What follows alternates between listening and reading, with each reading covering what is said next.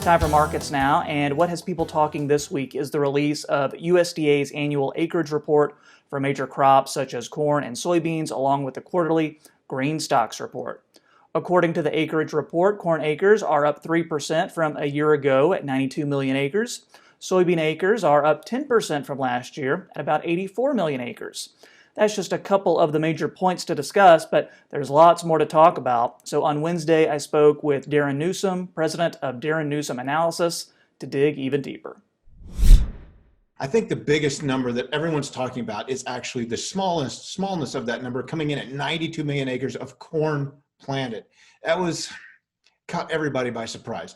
Before, going back to USDA's prospective plantings and in the June-July reports, the May-June reports, they kept the number at 97 million. So we were down 5 million acres, and that wasn't even counting supposedly about 2 million acres that hadn't been planted yet, or that was including 2 million acres that hadn't been planted. Those supposedly got planted. That could have dropped us below 90. The key is that 92 is an awfully low number. And soybeans did increase a little bit up to about 83.8. These are all still subjective. They're all still going to change. But I think what the market has reacted to initially was the fact that 92 was so far below what anyone thought. It was the biggest decrease posted by USDA in this report, basically in modern history. And markets certainly reacted by everyone jumping in buying.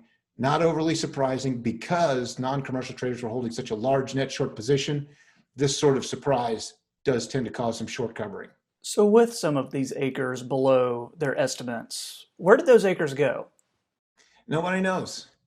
They subtracted some from the entire Corn Belt, just about every state. And the thing is, if you look at total acres, if you look at the totality of everything, the wheat, the soybeans, the cotton, all this, acres are way down, something like 7.5 to 8 million acres less, if not more. I got to go back and do the math on that. But total acres are way down, and everyone's asking, where do those acres go? Where are they going to get planted? They're not just going to sit idle.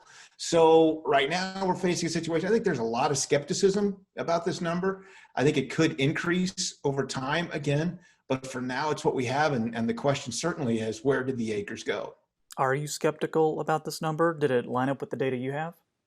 Both. I am skeptical. I'm skeptical of any USDA report, particularly one that's projecting. They don't have all the numbers in yet. They don't have all of the, not everybody has reported their acres and so on. So there's still going to be some adjustments. But if we look at the structure of the market, and the way I like to look at it is looking at the two sides, the non-commercial and the commercial side. Non-commercials were extremely short and starting to buy. That we've already seen both, we'd seen contracts move to secondary uptrends on weekly charts. So that's bullish. That's indicating that non-commercials were going to start to buy. And the future spreads were also neutral to bullish, despite all this talk about 3 to 4 billion acres, 3 to 4 billion bushels left over at the end of the next marketing year.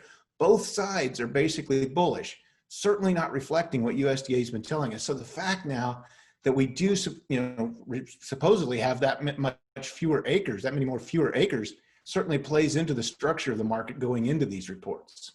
And Darin, I saw that you posted on Twitter the other day, and you said, with everything going on right now, one of the things that we need to ask ourselves is there anything to be positive about?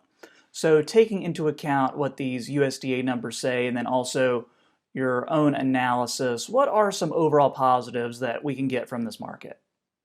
If we equate positives to bullishness, again, in the corn market, I'm going to start with the fact non-commercial traders had a huge net short position, and that was going to get covered at some point, some weather scare somewhere down the road. Second, the structure of the market, basically with both sides, non-commercials looking to get bullish, the commercials already leaning bullish, certainly indicated that that we actually have a real supply and demand situation far different than what USDA continues to suggest. On the soybeans, it's even more interesting because if I run the fundamental numbers and if I do fundamental analysis on soybeans, they're incredibly bearish. But if I look at the market and I look at the market structure, again, the two sides of the market, it's extremely bullish. We don't know why.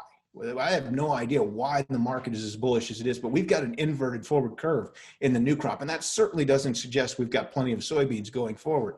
So on the bullish side of the ledger, both markets have strong structures. Both markets have bullish structures, meaning we could see continued support over, particularly over the summer heading into the fall. What are some ways we can take this information and incorporate it into our marketing plan? Yeah, if folks have some, if they have some of their 2020 production covered, that's good. They're in a good position. What this is going to allow us to do is a couple things. One, possibly make some more sales, get some more on the books over the course of the summer, early fall. And I do think we're going to see an earlier harvest. If we don't have anything on the books, this is going to provide that opportunity to make some catch-up sales, because I do think we could see a pretty sharp rally, particularly in corn, if that non-commercial short covering occurs. And as long as soybean fundamentals stay bullish, at least what we see in the future spreads in the forward curve, I think that's going to give us some opportunities as well to make some sales. So I think we're going to have some opportunities. July right now, weather forecasts are saying it's supposed to be hot and dry. So that could push these prices higher. And finally, Darin, before we let you go, I understand that you are nearing the launch of the Darin Newsom Analysis mobile app. What can you tell us about it? Yeah, the app is the biggest thing right now.